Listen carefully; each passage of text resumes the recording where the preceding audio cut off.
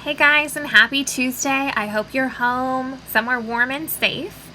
Today we are going to talk about the Tuesday part of the list today.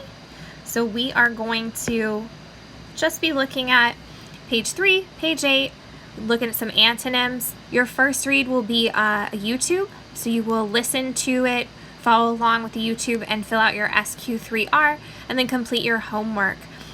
We will reread again tomorrow, so if you have any questions about the story, just hold on to them, write them down, be ready to share them tomorrow. All right, so let's talk about Sacagawea. Oh! All right, Sacagawea, come on. Oh, no. This is a lot of fun for me, too. Okay, so we are going to talk about Sacagawea. Sacagawea was born in what is now the state of Idaho to a Shoshone chief. She was kidnapped by the Hidatsa when she was 10 years old. She and another girl were purchased by Charbonneau, a French-Canadian trapper who married Sacagawea. The famous duo Lewis and Clark asked Charbonneau to serve as an interpreter on their historical expedition. He agreed, but asked if Sacagawea could go with them. Sacagawea turned out to be a great asset to the group.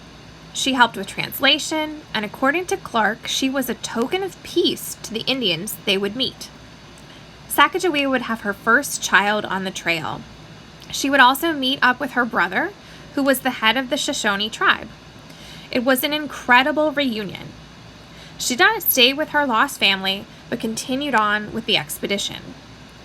The history of what happened after the Lewis and Clark expedition ended is somewhat fuzzy. Some experts say that Sacagawea went with her husband to St. Louis at the invitation of Clark. She would later die of a fever. Other accounts say that she went back to the Shoshone tribe on the Wind River Reservation, where she died in 1884.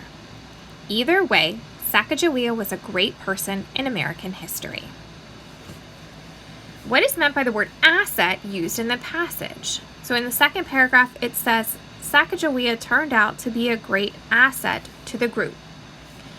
Money, advantage, weakness, or cook. Well, I think we can eliminate some of these. I think we can eliminate cook. That doesn't make sense.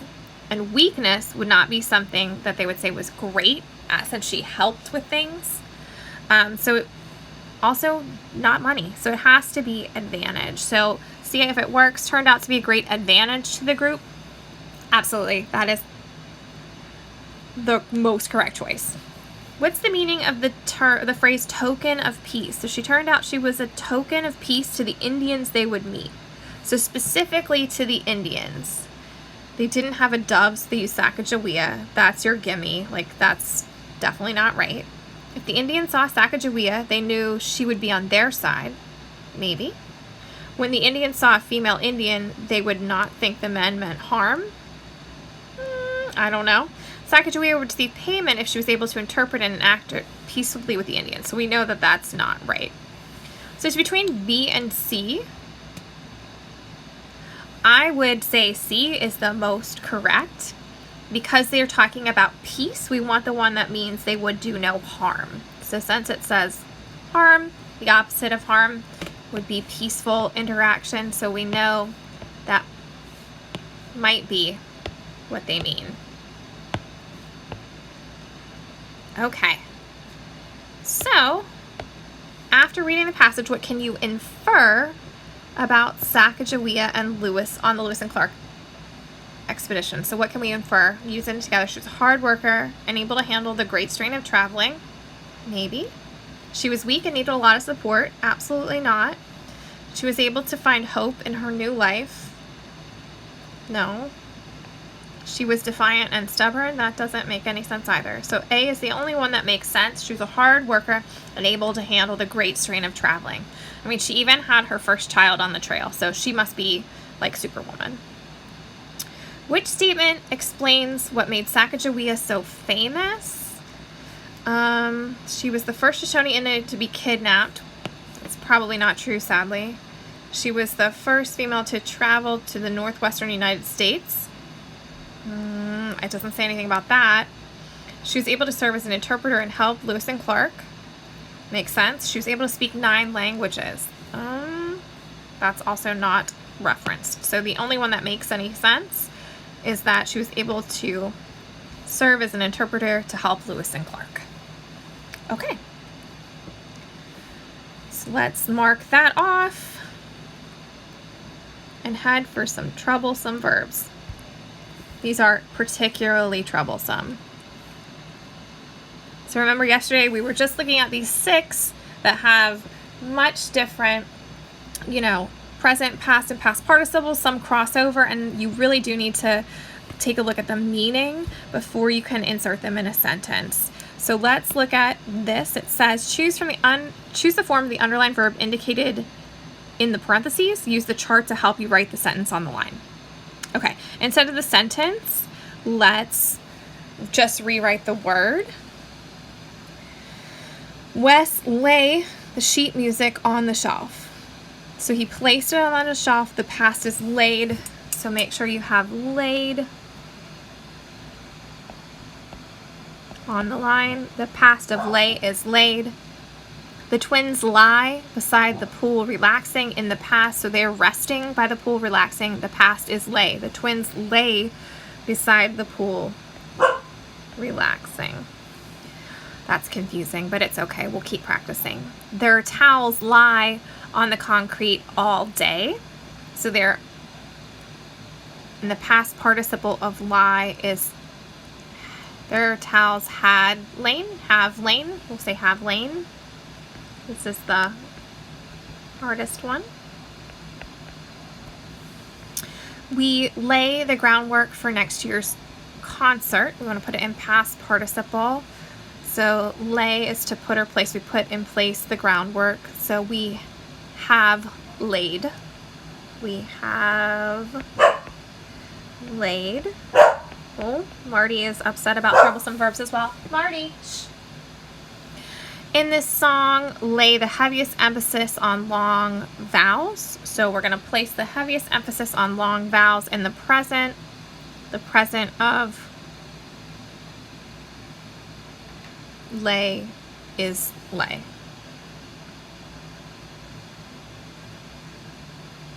Yes, it's going to stay lay because we want to put the emphasis on it. The secret lie in hours of practice. The secret lies in hours of practice. Do write a paragraph describing a photograph of your family or friends.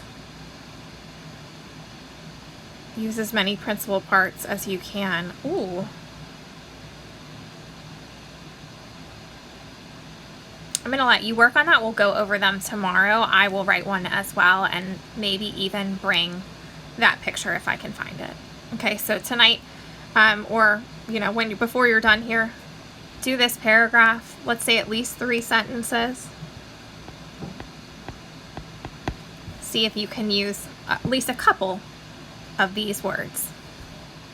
Okay, let's go back to the top and check it off. Troublesome verbs are still troublesome, but we'll get through it. We are going to look at antonyms. Antonyms of our vocabulary. I'm not sure if I can rotate this. It doesn't look like it, so it's going to be a little bit weird to watch. I'm really sorry. Remember, the antonyms are opposites, so if you don't appreciate somebody, you probably don't value them. You probably don't respect them. So the opposite of appreciate is like ungrateful,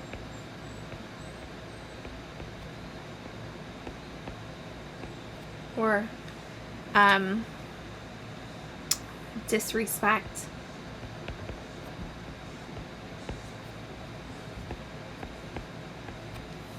There is no antonym for barber because the barber is a noun. There's no opposite of a person. Again, the choir does not have an antonym because it is a noun. The opposite of being released, the opposite of being free is being, we'll say caged or held back.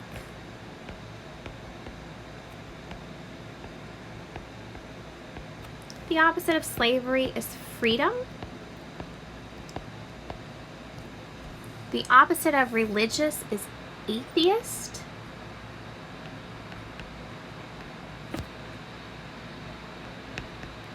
That's somebody without any religion at all.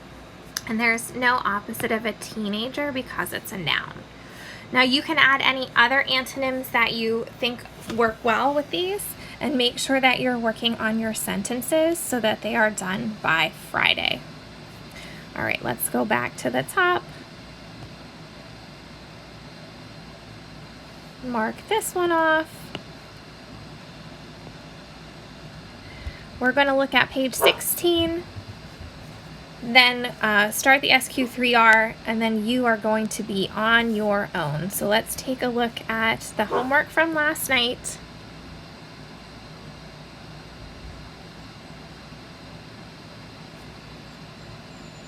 Which is antonyms. Oh, good. Just like we did. Okay, so antonym is a word that means the opposite. Unlike but or instead, indicate the presence of antonyms. And a thesaurus will actually give you antonyms and synonyms of words that you're looking up. So if you get stuck, you can always look it up in a thesaurus. Online thesauruses are great as well. The directions are to read the passage and then answer the questions. You may use a thesaurus, so if you needed to look something up, that's okay. The songs called spirituals were inspired by the lives of the people who wrote them, slaves living in the southern United States. By singing spirituals, slaves expressed their hope of being released and not enslaved, either in this life or in the next. After slavery ended, spirituals were neglected because they reminded people of something they wanted to forget. But time passed and spirituals came to be appreciated for their message and music. Spirituals are closely related to the gospel music, blues, and jazz that we hear today. Okay, so find the antonym in the passage for released. How does it help to define released? Okay. It says slaves express their hope of being released and not enslaved. So the antonym for released is going to be enslaved.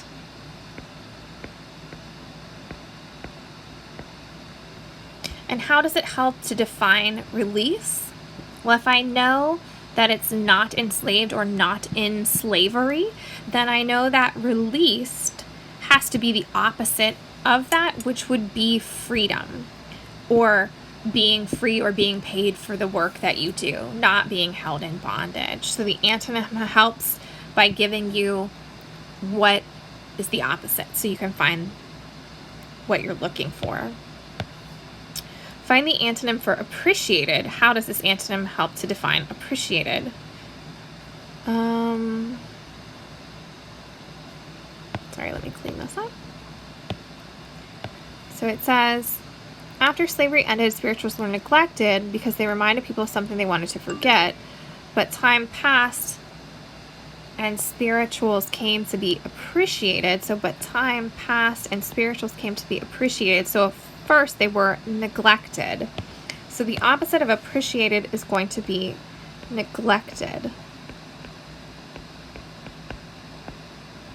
How does it help me define appreciated? Well, I know that neglected means like left alone or forgotten, right? Because it says something they wanted to forget. So appreciated must mean the opposite, where they look into it or they don't want to forget it, or something that they value. In this passage, the word spiritual means a religious song. Spiritual also means interested in the belief or worship of gods or God or gods. What's the antonym for the second meaning? Oh, so this would also be like disinterested in the belief or worship of gods. So this is like I was talking about when we looked at the opposite of religious. The opposite of spiritual is also atheist. Atheist just means without religion. It doesn't mean anti-God or anything like that. It just means without religious. Atheist. Without religion.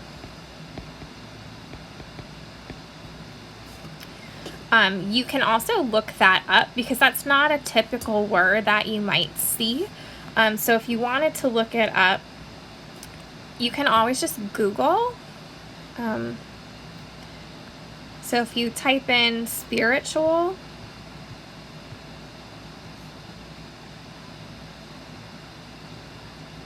it's going to give you things that are similar. Oh no. Well, it even gives me, wow, even gives me the origins, the Latin for it. But I really would like the relating to religion or religious belief, religious, sacred, divine, holy. Opposite would be secular.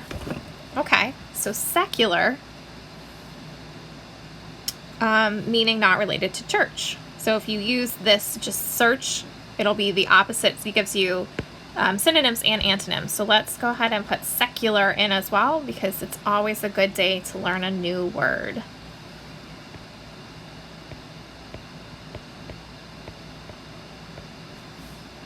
In this passage, the word slavery means the condition of being owned by another person, being made to work without wages. What is the antonym for slavery? We've talked about this. The antonym of slavery would be to be a free person or have freedom. That freedom would include, working at the job that you would want and being able to be paid for it. Write down a word from the passage and its antonym. Write a sentence or sentences using the word. So you could choose a lot of words in here. It has to be, right, we've got like living could be one. Let me change the color so we know what we're looking at.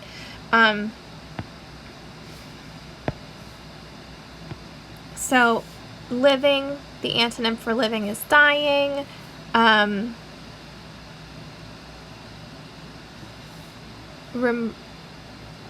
Reminded could be the opposite, could be forgot.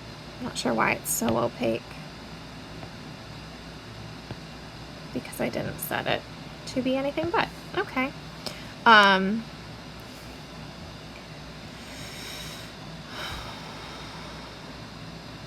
feel like those might only be the ones that you could get because you have to look for verbs. You have to look for things that have an opposite. So living and dying, reminded and forgotten.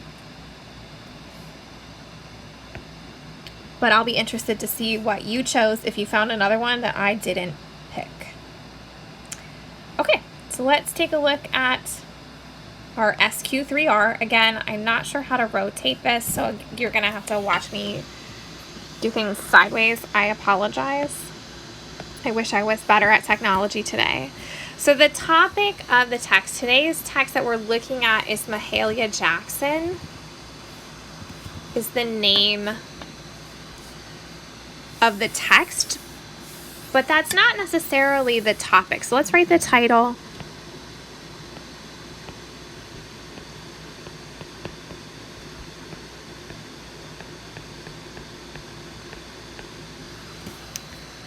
This is a story about somebody's recollection of hearing Mahalia Jackson, but it's actually a much bigger story than that.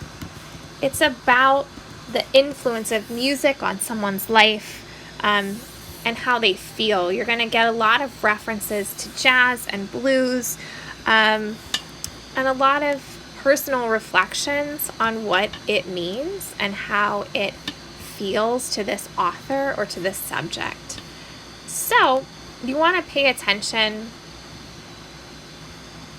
to how the author uses Mahalia Jackson. Why is that the name of the text when it's not truly a biography of Mahalia Jackson? So it's from a bigger text called The Blues Singers 10 Who Rocked the World. And it is, so this genre is expository text. It's not a biography of Mahalia Jackson. It's about how the blues came to be. So let's put that as the topic. The topic of it is the blues. And what made the blues and how it impacted the author. So think about that. Look at the subtitles and headings. There's some beautiful, beautiful pictures here. There is a lot of italics. There are lyrics. There are poems. There are sayings says the blues is life on one of these pages. They took call outs of different quotes. So it looks as though it's chronological, but it's kind of all over the place. So the text is organized. I'm not sure. But these pictures are absolutely stunning.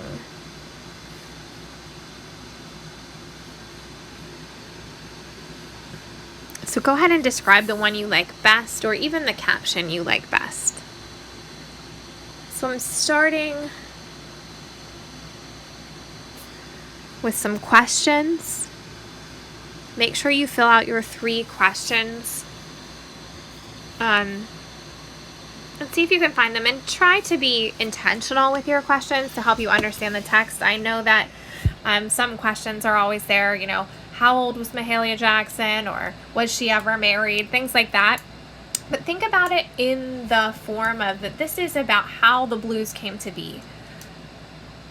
Think about the vocabulary words we have: teenager, slavery, choir, religious. Maybe see if you can come up with some questions from that as well. All right, so for the rest of class today, you are going to read along or follow along with the YouTube link for the read aloud. Make sure that you fill out your short summary in your own words and answer your questions. The homework tonight is the following page: main idea and details. So you want to make sure you remember the main idea of the passage is what it's mostly about. And then tomorrow we will go over this and we will talk about the story. So make sure you can do a quick summary of the story. Make sure you understand how the story is organized and why is Mahalia Jackson important enough to have, a story about her. All right. Have a great day and enjoy.